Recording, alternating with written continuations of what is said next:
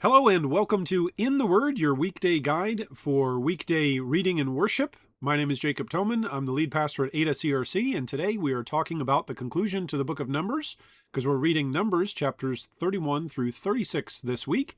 Next week we'll start the book of Deuteronomy, but today we're diving into the last few chapters of the book of Numbers. This week we will read an additional chapter to conclude the book of Numbers. Everything in these concluding chapters is about coming to a conclusion.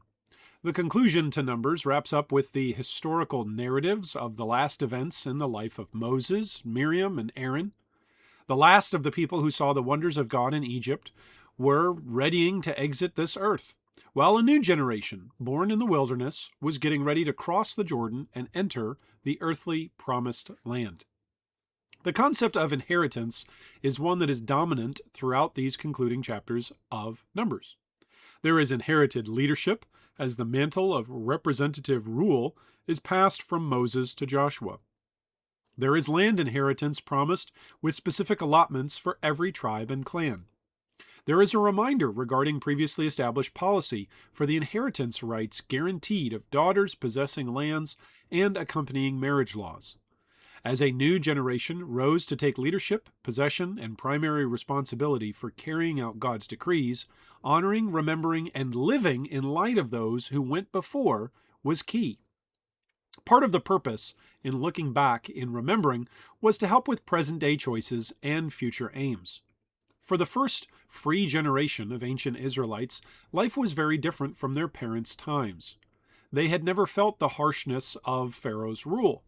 They couldn't compare life in the wilderness with life in slavery. This newborn wilderness generation had never been enslaved. They only knew a life under the provision, protection, and jurisdiction of God, with the very presence of God leading and guiding their way, day and night.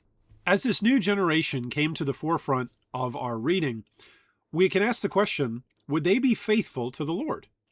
Would they remember God's ways and honor the history of redemption from slavery in Egypt? We can ask similar questions towards ourselves. What about us? We have inherited a legacy and faith deposit from our forebearers.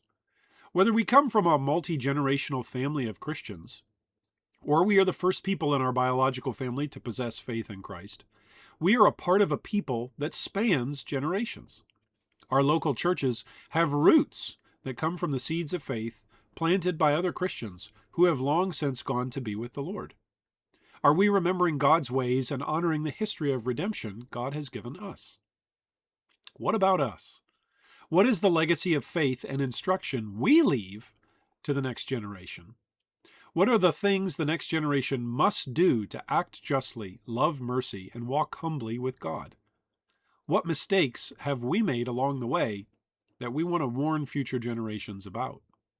What great graces of God have we experienced that inspire hope and should be shared and remembered by the next generation? Next week, we will start the book of Deuteronomy, the last sermons of Moses to the people, reminding them of all the Lord had promised and commanded. Thanks so much for joining us today. I look forward to catching you again next week. If you have any questions about anything we're reading in the Bible, you can, of course, send me an email, pastorjacob@adacrc.org.